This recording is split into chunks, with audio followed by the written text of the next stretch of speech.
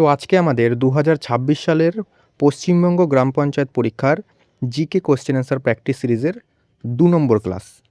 যারা নতুন তাদের বলে দিই, আমরা ২০২৬ সালের পশ্চিমবঙ্গ গ্রাম পঞ্চায়েত পরীক্ষার জন্য জিকের সেরা ৪০০টা এমসিকিউ প্রশ্ন আলোচনা করছি এই সিরিজের মাধ্যমে। তো এই সিরিজের মাধ্যমে আমরা প্রত্যেকটা ক্লাসে ২০টা করে এমসিকিউ প্রশ্ন নিচ্ছি এবং প্রত্যেকটা এমসিকিউ প্রশ্ন উত্তরের সাথে কিন্তু প্রচুর এক্সট্রা তথ্য থাকছে, যার মাধ্যমে আমাদের জিকেটা সম্পূর্ণ প্র্যাকটিস এবং রিভিশন হয়ে যাচ্ছে এই ক্লাসগুলোর মাধ্যমে। তো অলরেডি আমাদের একটা ক্লাস দেওয়া হয়ে গেছে। তোমরা কিন্তু অবশ্যই যারা প্রথমে সেই ক্লাসটা করোনি, অবশ্যই প্রথমে তোমরা সেই ক্লাসটা করে আসো। তার লিঙ্ক ডেসক্রিপশনে পেয়ে যাবে, অথবা তোমরা আমাদের চ্যানেলে যাবে, সেখানে দেখবে প্লেলিস্ট বলে একটা সেকশন আছে। সেই প্লেলিস্টে গিয়ে দেখবে আমি একটা প্লেলিস্ট করে দিচ্ছি আলাদা করে, যে WB গ্রাম পঞ্চায়েত ৪০০টা এমসিকিউ এরম বলে একটা প্লেলিস্ট রয়েছে। সেখানে ক্লিক করলে তোমরা ক্লাসগুলো পরপর দেখতে পারবে। তো ক্লাসগুলো পরপর করলেই তোমাদের সুবিধা। তো তোমরা সেই ক্লাসগুলো অবশ্যই, মানে যেই ক্লাসটা আমি প্রথমে দিয়েছি সেই ক্লাসটা অবশ্যই দেখো, তারপরে এই ক্লাসগুলো করো। তাহলে কিন্তু আমাদের প্র্যাকটিসটা খুবই ভালো হবে। পরিষ্কার? তো দেখো, প্রত্যেকটা ৪০০টা টোটাল এমসিকিউ থাকবে আমাদের। তো ৪০০টা এমসিকিউর সাথে কিন্তু প্রত্যেকটা প্রশ্ন উত্তরের সাথে ৪ থেকে ৫টা কিন্তু তথ্য থাকবে। মানে একটা প্রশ্নেও কিন্তু, মানে তোমরা একটা প্রশ্নের মাধ্যমে আমরা ৬-৭টা কিন্তু ফ্যাক্ট দেখে নেব।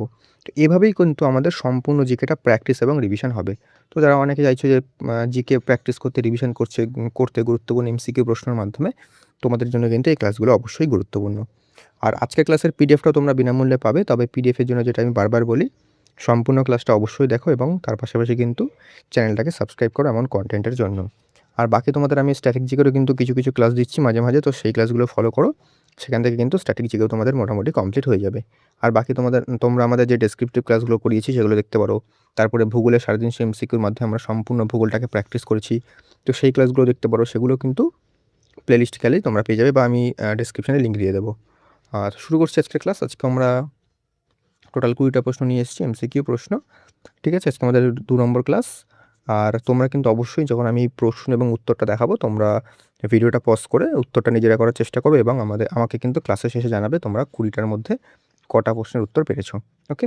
তো শুরু করছি আজকের ক্লাস। দেখো, প্রথম প্রশ্ন আজকের, আমরা আগের দিন ২০টা পর্যন্ত করেছিলাম, তারপর থেকেই শুরু করছি। তো ২১ নম্বর আমাদের, বন্দে মাতরম সঙ্গীতটি কোন উপন্যাসে রয়েছে? দুর্গেশ নন্দিনী, আনন্দমঠ, কপালকুণ্ডলা, বিষবৃক্ষ। কী হবে উত্তর বলো? আমি কিন্তু প্রশ্ন অপশন বলে খুব একটা বেশি সময় নেব না। তোমরা কিন্তু ভিডিওটা নিজেরাই পজ করবে। পজ করে উত্তরটা নিজেরা করার চেষ্টা করবে। তো বলছে বন্দে মাতরম সঙ্গীতটা যেটা আছে, যেটা হচ্ছে কোন উপন্যাসে রয়েছে? এটা হচ্ছে অপশন নাম্বার বি, আনন্দমঠ উপন্যাসে রয়েছে। ওকে? এবার দেখো, এবার আমরা তথ্য দেখে নিই। বন্দে মাতরম রচনা করেন কে? বঙ্কিমচন্দ্র চট্টোপাধ্যায়। ওকে? এটি ১৮৮২ সালে প্রকাশিত আনন্দমঠ উপন্যাসের অন্তর্ভুক্ত। এটা কিন্তু অত্যন্ত গুরুত্বপূর্ণ এই দুটো পয়েন্ট। তারপরে ২৪শে জানুয়ারি ১৯৫০-এ বন্দে মাতরমের প্রথম দুটি যে স্তবক আছে, সে দুটো কিন্তু ভারতের জাতীয় সঙ্গীত, মানে ন্যাশনাল সং হিসাবে কিন্তু গৃহীত হয়। আর ভারতের জাতীয় সঙ্গীত, ন্যাশনাল অ্যানথেম কি? জনগণ মন, যেটা রচনা কে করেছিলেন? রবীন্দ্রনাথ ঠাকুর। তো এগুলো কিন্তু দেখে রাখবে। ঠিক আছে? চলে আসছি নেক্সট কোয়েশ্চেন। তোমরা চাইলে এগুলো কিন্তু খাতায় নোটও করে নিতে পারো। নোট করে নিলে তোমাদের বেশি সুবিধা হবে। ২ নম্বর প্রশ্ন, ২ নম্বর বলছি ২২ নম্বর প্রশ্ন। পৃথিবীর বৃহত্তম বদ্বীপ কোনটা? নীল নদের বদ্বীপ, গঙ্গা ব্রহ্মপুত্র বদ্বীপ, মিসিসিপি বদ্বীপ, কঙ্গো বদ্বীপ। পৃথিবীর বৃহত্তম বদ্বীপ কোনটা? বলো। পৃথিবীর বৃহত্তম বদ্বীপ হচ্ছে option number B, Ganga Brahmaputra বদ্বীপ। ঠিক আছে? দেখো, এটি গঙ্গা, ব্রহ্মপুত্র ও মেঘনা নদীর মিলিত বদ্বীপ। মেঘনা বলতে দেখো, গঙ্গা এই যে ভারতের মধ্যে গঙ্গা, যখন এই যে গঙ্গা আর এখানে ব্রহ্মপুত্র, তো গঙ্গা বাংলাদেশে যখন প্রবেশ করে তখন কিন্তু গঙ্গা পদ্মা নামে প্রবেশ করে, এবং এই যে ব্রহ্মপুত্র, এটা কিন্তু তোমাদের বাংলাদেশের যমুনা হিসেবে প্রবেশ করে। তো এই যে যমুনা, মানে বাংলাদেশে যে ব্রহ্মপুত্র, যমুনা, এবং এক সেকেন্ড কালিটা আলাদা নিয়ে নিই, এই যে গঙ্গা, এটা হচ্ছে পদ্মা। তো এই যে যমুনা এবং পদ্মা মিলে কিন্তু যে প্রবাহটা হয়, ধরো এই যে প্রবাহটা সবুজ কালারের, এটাই কিন্তু মেঘনা। তো এইখানেই কিন্তু সে বদ্বীপগুলো গঠিত হয়। ঠিক আছে? তো এগুলো কিন্তু দেখে রাখবে একটু।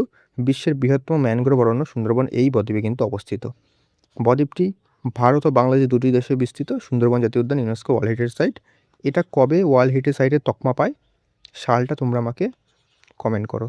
কারণ আগের ক্লাসে কিন্তু আমি এগুলো বলেছিলাম। ঠিক আছে? আমি বলেছিলাম যে আগের ক্লাসের যে পিডিএফটা যে আমি দিয়েছি, সেটা কিন্তু রিভিশন দিয়েই পরবর্তী ক্লাসে আসবে। তাহলে কিন্তু তোমাদের সুবিধা হবে। নেক্সট ২৩ নম্বর। ২৩ নম্বর বলছে, লোকসভার সদস্য হওয়ার জন্য ন্যূনতম বয়স কত লাগবে? 21 বছর, 25 বছর, 30 বছর, 35 বছর। লোকসভার সদস্য হওয়ার ন্যূনতম বয়স কত?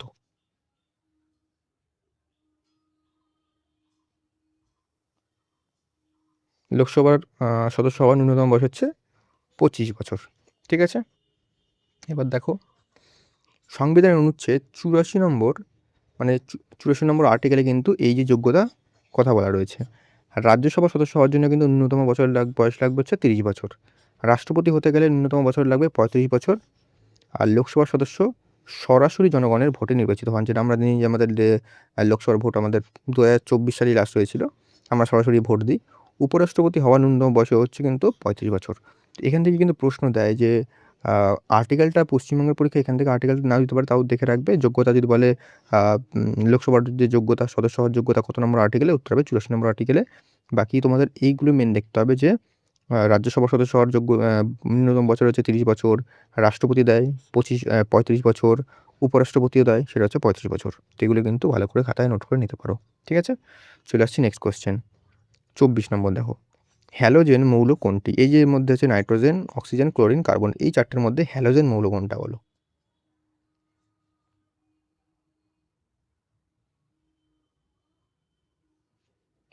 হ্যালোজেন মৌল হচ্ছে অপশন নাম্বার সি, ক্লোরিন। ঠিক আছে?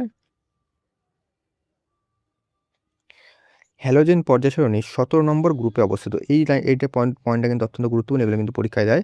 হ্যালোজেনের মধ্যে রয়েছে কি কি? ক্লোরিন রয়েছে, এই ক্লোরিন বলছি এটা ফ্লোরিন, ক্লোরিন, ব্রোমিন, আয়োডিন এবং অ্যাস্টাটিন। তো এগুলো কিন্তু দেখে রাখবে। এই প্রত্যেকটা কিন্তু মৌল থেকে কিন্তু পরীক্ষায় দিতে পারে। ক্লোরিনের রাসায়নিক সংকেত কি? Cl। পানীয় জলে জীবাণুমুক্ত করতে ক্লোরিন ব্যবহার করা হয় এবং ফ্লোরিন হলো সবচেয়ে সক্রিয় অধাতু। ঠিক আছে? তো এই যে ফ্যাক্টগুলো, এগুলো কিন্তু অবশ্যই পরীক্ষায় দেবে। ওকে? আর দেখো, যেহেতু প্র্যাকটিস ক্লাস, রিভিশন ক্লাস, সেক্ষেত্রে আমরা সেভাবেই কিন্তু আলোচনা করছি, একদম ডেসক্রিপটিভ ডেপথে যাচ্ছি না। কারণ অনেকে আমি দেখেছি যখন আমি ডেসক্রিপটিভ ক্লাসগুলো দিই সেখানে কিন্তু বেশি কেউ দেখে না, সবাই এরমভাবেই ক্লাস চায়। সেক্ষেত্রে আমি কিন্তু এভাবেই তোমাদের প্র্যাকটিসগুলো করিয়ে দিচ্ছি। ওকে, চলে আসছি নেক্সট কোয়েশ্চেন 25 নম্বর। ডুয়ার্স অঞ্চল কোথায় অবস্থিত? দক্ষিণবঙ্গ, রাঢ় অঞ্চল, উত্তরবঙ্গ, মালভূমি অঞ্চল। কী হবে উত্তর বলো?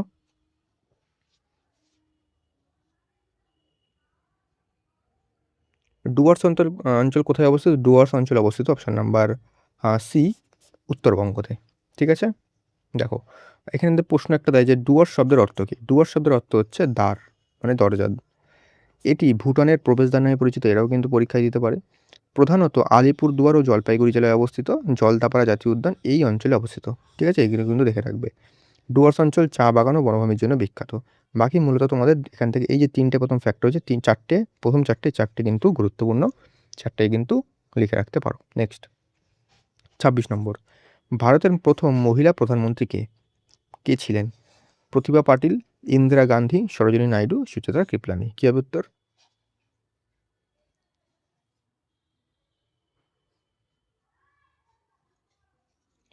ভারতের প্রথম মহিলা প্রধানমন্ত্রী ছিলেন option number B, Indira Gandhi.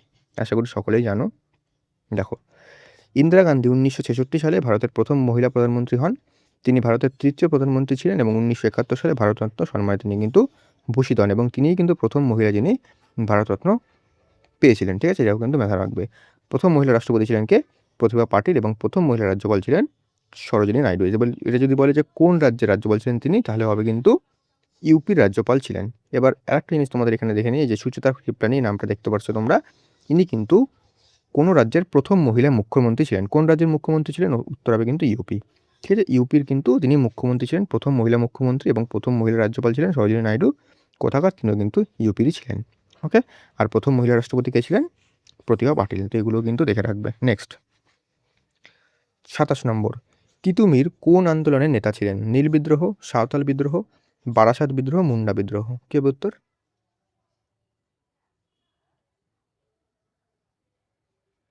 Titumir কোন আন্দোলনের নেতা ছিলেন? তিতুমির ছিলেন অপশন নাম্বার সি, বারাসাত বিদ্রোহের নেতা। তিতুমির প্রকৃত নাম, এটা কিন্তু অনেকবার পরীক্ষায় দেয়। তিতুমিরের প্রকৃত নাম হচ্ছে সৈয়দ মির নিসার আলী। এটা কিন্তু অনেকবার পরীক্ষায় দেয়। তিনি বাঁশের কেল্লা নির্মাণ করেন। 1831 সালে নারকেল বেরিয়ার ব্রিটিশদের বিরুদ্ধে যুদ্ধ করেন। জমিদার ও ব্রিটিশ শাসনের বিরুদ্ধে কৃষকদের সংগঠিত করেন। তো এগুলো কিন্তু একটু দেখে রাখবে। ঠিক আছে? নেক্সট 28 নম্বর, পশ্চিমবঙ্গের প্রধান অর্থকরী ফসল কি? ধান, গম, পাট, চা। কি হবে উত্তর? পশ্চিমবঙ্গের প্রধান অর্থকরী ফসল কি?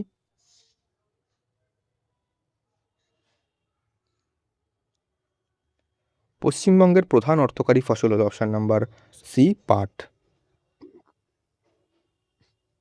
দেখো, পাটকে কি বলা হয়? গোল্ডেন ফাইবার বা সোনালী তন্তু বলা হয় পাটকে। এইটা কিন্তু অত্যন্ত গুরুত্বপূর্ণ। ভারত বিশ্বের অন্যতম পাট উৎপাদনকারী দেশ, ঠিক আছে? পশ্চিমবঙ্গে সর্বাধিক পাট উৎপাদন হয় নদিয়া, মুর্শিদাবাদ, উত্তর চব্বিশ পরগনা জেলায়। এগুলো কিন্তু পরীক্ষায় দেয়। জুট কর্পোরেশন অফ ইন্ডিয়া কোথায় অবস্থিত? এর সদর দপ্তর হচ্ছে কলকাতায় অবস্থিত। 1 আগস্ট পালিত হয় জাতীয় পাট দিবস, যেগুলো কিন্তু দেখে রাখবে। এখানে কিন্তু প্রত্যেকটা যে পয়েন্টগুলো দিয়েছি, প্রত্যেকটা পয়েন্ট কিন্তু গুরুত্বপূর্ণ। নেক্সট 29, মানুষের শরীরের স্বাভাবিক তাপমাত্রা কত? 98.4 degree Fahrenheit, 99.4 degree Fahrenheit, 37.4 degree Fahrenheit এবং 97.4 ডিগ্রি ফারেনহাইট। কে উত্তর বলো?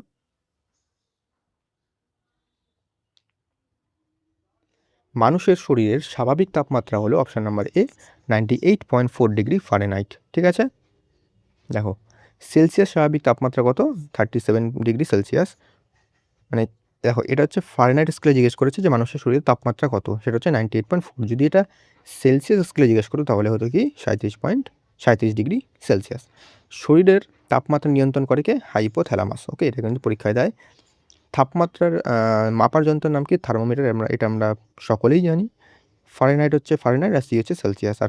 আর যদি বলে যে মানে এই যে 37 ডিগ্রি সেলসিয়াস এবং 98.4 ডিগ্রি ফারেনহাইট প্রায় কিন্তু সমান। ওকে, এগুলো কিন্তু দেখে রাখবে। নেক্সট 30 নম্বর, সংবিধানের কত নম্বর ধারায় অস্পৃশ্যতা দূরীকরণের কথা বলা হয়েছে? মানে অ্যাবলিশন অফ আনটাচেবিলিটি। 14, 15, 16, 17। এটা এই বছর ডাব্লিউবিসিএস 2024 সালে কিন্তু এসছিল এই কোশ্চেনটা, ঠিক আছে? বাকি কোশ্চেন আমি তার আগে অনেকবার করিয়েছি, যখন আমি জিকের প্র্যাকটিস করাতাম তখনও কিন্তু করিয়েছি অনেক ক্লাসে। তাই আশা করি এটার উত্তর অনেকেই পারবে। এটার উত্তর অপশন নাম্বার ডি, 17 নম্বর ধারা। দেখো, অনুচ্ছেদ 17 এতে কিন্তু অস্পৃশ্যতা বিলোপ করার কথা বলে, মানে অ্যাবলিশন অফ আনটাচেবিলিটি। এটি মৌলিক অধিকারের অন্তর্গত। মৌলিক অধিকার কত নম্বর পার্টে রয়েছে? এটা আমি আগের ক্লাসে বলেছিলাম, পার্ট নাম্বার 3-তে রয়েছে মৌলিক অধিকার। ধারা কত? 12 থেকে 35। এগুলো কিন্তু প্রত্যেকটা জিনিস আগের ক্লাসে বলেছি, তো আগের ক্লাসগুলো কিন্তু অবশ্যই দেখো। আর এটা কিন্তু বলে যে মৌলিক অধিকারের যে ধারণা, এটা কোথা থেকে নেওয়া হয়েছে? তাহলে কিন্তু হবে ইউএসএ থেকে কিন্তু নেওয়া হচ্ছে, মানে ইউএসএর সংবিধান থেকে গৃহীত। ধারা অনুচ্ছেদ 14-তে রয়েছে হচ্ছে আইনের দৃষ্টিতে সমতা। 15-তে রয়েছে ধর্ম, বর্ণ, লিঙ্গ ইত্যাদির ভিত্তিতে বৈষম্য নিষিদ্ধ, মানে এই কটার যে ভিত্তিতে কিন্তু কোনো রকমের বৈষম্য করা যাবে না। অনুচ্ছেদ 16-তে রয়েছে সরকারি চাকরিতে সমান সুযোগের অধিকার। আর 17-তে দেখলাম আমরা কি? 17-তে দেখলাম হচ্ছে অস্পৃশ্যতা দূরীকরণ। এবং 18-তে রয়েছে কি? 18-তে রয়েছে যে টাইটেল থাকে, উপাধি, সেটাকে কিন্তু নিশ্চিত করো, মানে উপাধি কিন্তু রাখা যাবে না, ঠিক আছে? মানে উপাধি ইউজ করা যাবে না আর কি, ঠিক আছে? তারপর হচ্ছে পরবর্তী কোশ্চেন 31, আর্যভট্ট কে ছিলেন? কবি ছিলেন, গাণিতজ্ঞ, জ্যোতির্বিজ্ঞানী ছিলেন, রাজা ছিলেন, যোদ্ধা ছিলেন? কি হবে উত্তর? আর্যভট্ট ছিলেন একজন গণিতজ্ঞ ও জ্যোতির্বিজ্ঞানী। দেখো, তার বিখ্যাত গ্রন্থ কি? আর্যভট্টীয়। তিনি পৃথিবীর নিজ অক্ষে ঘোরে, এই ধারণা কিন্তু তিনি ব্যাখ্যা করেছিলেন। তো এটা কিন্তু পরীক্ষায় দেয়।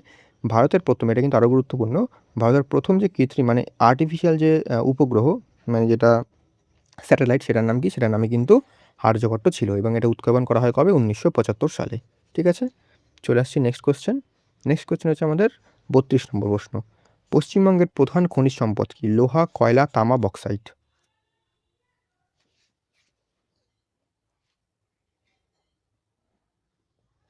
পশ্চিমবঙ্গের প্রধান খনিজ সম্পদ হলো অপশন নাম্বার বি, কয়লা, ঠিক আছে? দেখো, রানীগঞ্জ কয়লাক্ষেত্র ভারতের প্রাচীনতম কয়লাক্ষেত্র। এটা আমরা জানি যে পশ্চিমবঙ্গে রয়েছে রানীগঞ্জ কয়লাক্ষেত্র। এটা ভারতের প্রাচীনতম কিন্তু কয়লাক্ষেত্র, এটা ঠিক আছে, মানে ওল্ডেস্ট। এটি পশ্চিম বর্ধমান জেলায় অবস্থিত। রানীগঞ্জ কয়লাক্ষেত্র কিন্তু দামোদর উপত্যকায় অবস্থিত। কয়লা একটি জীবাশ্ম জ্বালানি, মানে ফসিল ফিউল। পশ্চিমবঙ্গে চীনামাটি কিন্তু গুরুত্বপূর্ণ খনিজ। এই যে চীনামাটি আছে, যে চায়না খেলে, এটাও কিন্তু একটা গুরুত্বপূর্ণ খনিজ। তবে প্রধান যদি বলে তাহলে কিন্তু হবে কয়লা, ঠিক আছে? কয়লা ভালো করে দেখে রাখবে। নেক্সট 33 নম্বর, ভারতের দীর্ঘতম জাতীয় সড়ক কোনটা? মানে লংগেস্ট ন্যাশনাল হাইওয়ে কোনটা? NH1, NH2, NH44, NH7। কী হবে উত্তর বলো?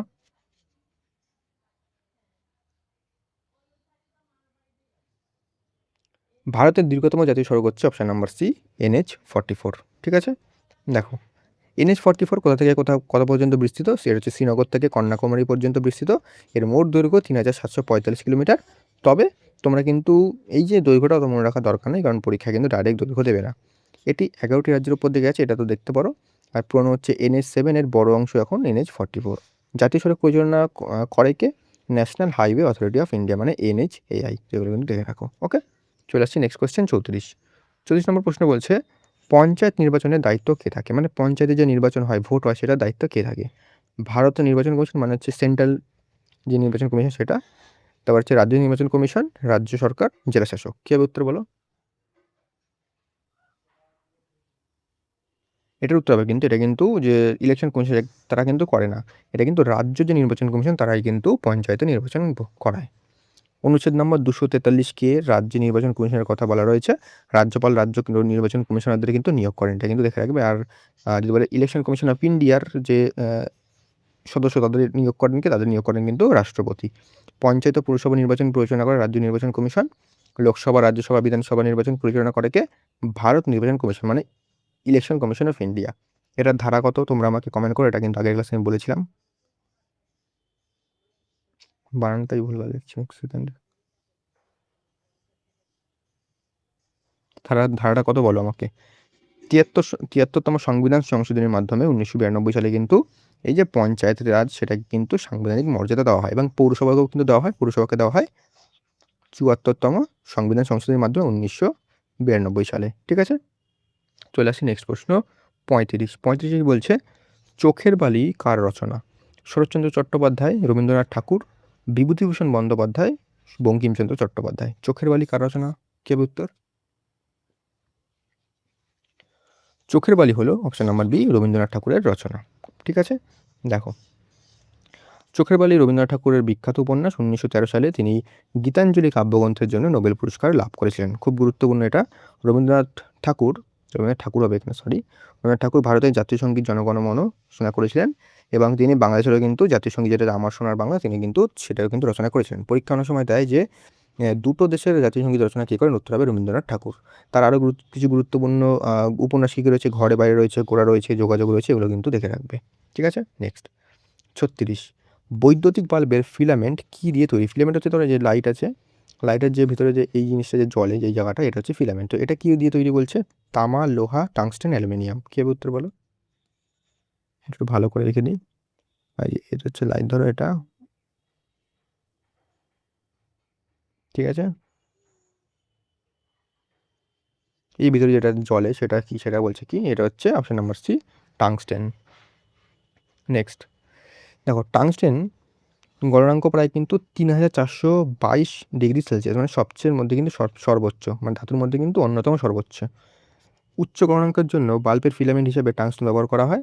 সাধারণ কিন্তু ইনক্যান্ডেসেন্ট বাল্বের আর্গন এবং নাইট্রোজেন গ্যাস ভরা থাকে। ঠিক আছে, তারপর হচ্ছে দেখো, এগুলো কিন্তু অতটা তোমাদের পরীক্ষায় দেবে না, জাস্ট এটা তোমরা দেখে রাখবে। এই যে এই নাম্বারগুলো মনে রাখতে হবে না, কারণ অতটা কিন্তু দেবে না। জাস্ট তোমাদের এই যে প্রশ্নটা যেটা বললাম যে বাল্বে কী দিয়ে তৈরি হয়, মানে যেটার ফিলামেন্টটা সেটা টাংস্টেন, এটা জাস্ট মনে রাখো।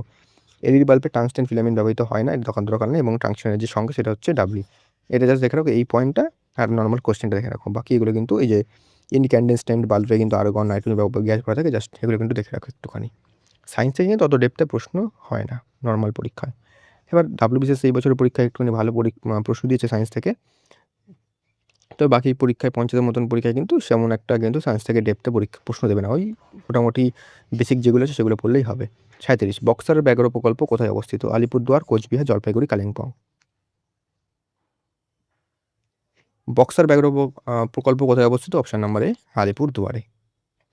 দেখো, বক্সার টাইগার রিজার্ভ প্রতিষ্ঠিত হয় কবে? 1983 সালে। এটি কিন্তু আলিপুরদুয়ারে অবস্থিত, এবং এটা প্রজেক্ট টাইগারের অন্তর্ভুক্ত। প্রজেক্ট টাইগার কবে শুরু হয়? প্রজেক্ট টাইগার শুরু হয় 1973 সালে। ঠিক আছে, বক্সা জাতীয় উদ্যান এখানেই কিন্তু অবস্থিত, এবং বক্সা টাইগার রিজার্ভ ভুটান সীমান্ত সংলগ্ন, এবং হাতি, চিতা এবং গৌড়ের জন্য পরিচিত। ঠিক আছে, নেক্সট 38, আর্য সমাজ কে প্রতিষ্ঠা করেন? রাজা রামমোহন রায়, স্বামী বিবেকানন্দ, দয়ানন্দ সরস্বতী, কেশবচন্দ্র সেন। আর্য সমাজ কে প্রতিষ্ঠা করেন? কী হবে উত্তর বলো?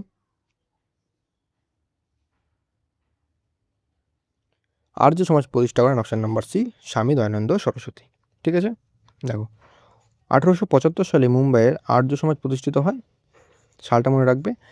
প্রতিষ্ঠাতা ছিলেন কে? স্বামী দয়ানন্দ সরস্বতী। তার বিখ্যাত একটা গ্রন্থ আছে, তার নাম কি? যে সত্যার্থ প্রকাশ। আর্য সমাজের মূল নীতি ছিল কি, বেদে ফিরে চলো, মানে গো ব্যাক টু ভেদাস। ব্রহ্ম সমাজ প্রতিষ্ঠা করেন কে, রাজা রামমোহন রায়। তো এগুলো কিন্তু দেখে রাখো। ওকে, নেক্সট 39 নম্বর, পশ্চিমবঙ্গের কোন শহরকে উত্তরবঙ্গের প্রবেশদ্বার বলা হয়? মালদা, শিলিগুড়ি, রায়গঞ্জ, জলপাইগুড়ি। কি হবে উত্তর বলো? পশ্চিমবঙ্গের কোন শহরকে উত্তরবঙ্গের প্রবেশদ্বার বলা হয়? উত্তর হবে অপশন নাম্বার বি, শিলিগুড়িকে। এবার দেখো, শিলিগুড়িকে গেটওয়ে অফ নর্থ বেঙ্গল বলা হয়, অত্যন্ত গুরুত্বপূর্ণ একটা পয়েন্ট। শিলিগুড়ি করিডর, যেটাকে চিকেন স্নেক বলা হয়, এর নিকটে অবস্থিত। চিকেন স্নেক হচ্ছে উত্তর দিনাজপুরে অবস্থিত, যে একটা ছোট্ট একটা সরুর মতন আছে, পশ্চিমবঙ্গের ম্যাপটা দেখলে বুঝতে পারবে। এটা কিন্তু দৈর্ঘ্য মাত্র 9 কিলোমিটার। ঠিক আছে, মানে প্রস্থ দৈর্ঘ্য বলছি। শিলিগুড়ির উত্তর পূর্ব ভারতের প্রবেশদ্বার হিসেবে পরিচিত। বাগডোগরা বিমানবন্দর শিলিগুড়ির নিকটে অবস্থিত।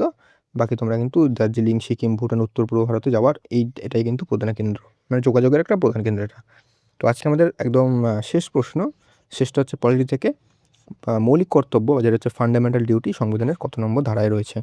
50, 50-এর ক, 51-এর ক, 52 ক, মানে এটা হচ্ছে এ হবে না, যে ক মানে এ।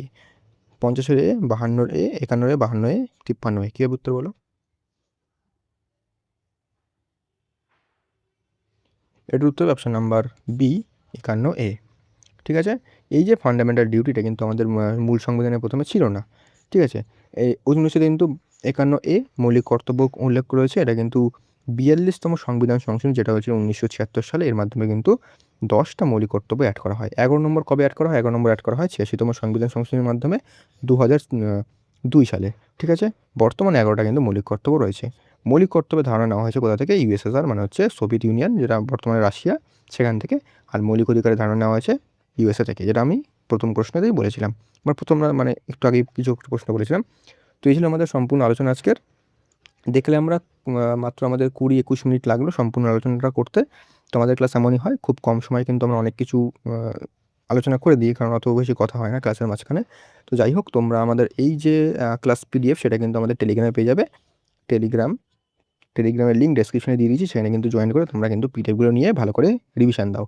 আর বাকি এর পরবর্তী কিন্তু ক্লাসগুলো আসবে, আর বাকি আমরা যে স্ট্র্যাটেজিকের ক্লাসগুলো দিচ্ছিলাম, সেগুলো কিন্তু আবার মাঝে মাঝে একটা একটা করে আসবে। আমাদের স্ট্র্যাটেজিকাটাও কিন্তু কমপ্লিট করবো। তাছাড়া তোমরা স্ক্রিনে দেখতে পাচ্ছ, এটা আমাদের ডিজিটাল নোটস। তোমরা যদি নিতে চাও ডিজিটাল নোটসগুলো, তাহলে কিন্তু তোমরা স্ক্রিনে দেওয়া নাম্বারে আমাকে হোয়াটসঅ্যাপ করতে পারো। প্রাইস কিন্তু একদমই অ্যাফোর্ডেবল। আর বাকি তোমরা এখানে টোটাল 9টা ডিজিটাল নোটস পাবে। ইতিহাসের 3টে, পলিটি, ভারতের ভূগোল, পশ্চিমবঙ্গের ভূগোল, স্ট্যাটিক জিকে, ইকোনমি এবং সায়েন্স। একদম to the point, exam oriented. এখানে তোমরা miscellaneous, clerkship, WBSSC, group C, group D, panchayat, তারপরে তোমাদের WP, KP, প্রত্যেকটা পরীক্ষার জন্য কিন্তু এখান থেকে তোমরা পড়লে তোমাদের মোটামুটি জিকেটা কিন্তু কমপ্লিট হয়ে যাবে। পরিষ্কার অনেকেই নিয়েছে এবং রিভিউ কিন্তু প্রত্যেকটাই পজিটিভ। এগুলো তোমরা খুবই তাড়াতাড়ি শেষও করতে পারবে, যেহেতু এটা একদম এক্সাম ওরিয়েন্টেড। তাই পরীক্ষা যেগুলো দেওয়া হয় বা যেগুলো দরকার, সেগুলো কিন্তু দিয়ে এগুলো তৈরি করা হয়েছে। তো যাই হোক, আর তোমাদের স্কোর কত হলো? 20-তে তোমরা কটা প্রশ্নের উত্তর পেরেছো? অবশ্যই কিন্তু এখনই কমেন্ট করে জানাও। আর ক্লাসটা কিন্তু অবশ্যই লাইক দিয়ে দেবে এবং অবশ্যই কিন্তু শেয়ার করে দাও ক্লাসগুলো। পাশাপাশি অবশ্যই চ্যানেলটাকে সাবস্ক্রাইব করে রাখো এমনই কিন্তু কন্টেন্টের জন্য। ওকে, তো দেখা হচ্ছে নেক্সট ক্লাসে আমাদের 3 নম্বর ক্লাস নিয়ে। ঠিক আছে।